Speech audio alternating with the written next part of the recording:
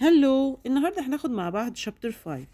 chapter 5 بقى بيتكلم عن ايه؟ I finally stopped running and saw that I was close to the bottom of one of the small hills.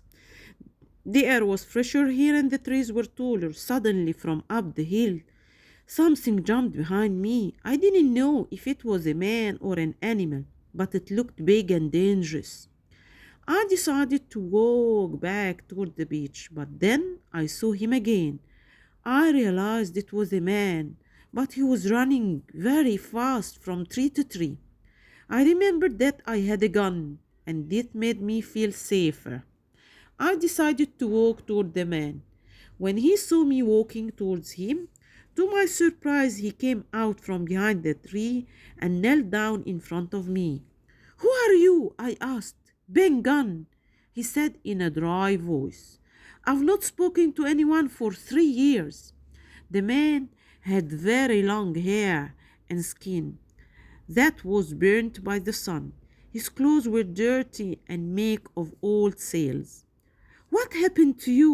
I asked. I was left here by a ship, he said. I've lived on fish and fruit ever since.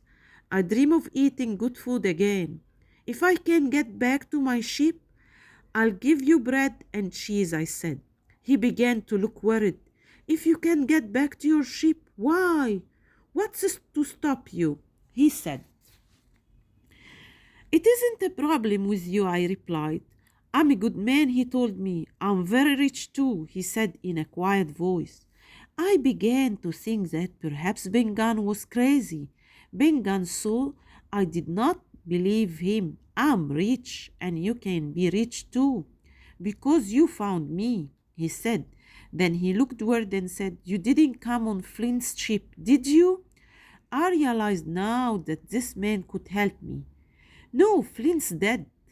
But some of the Flint's crew is on the ship. That is not good for any of us, I told him. Is there a man with one leg? He asked. Yes, Silver. He's the cook and their leader, I explained. If you work for Silver, I'm finished, he said. I decided to tell him my story from the start and he looked very interested. You are a good boy, he said at the end. Don't worry, you can trust me. Do you think that Trelawney would give me money and allow me to come home on the ship if I helped him? He asked.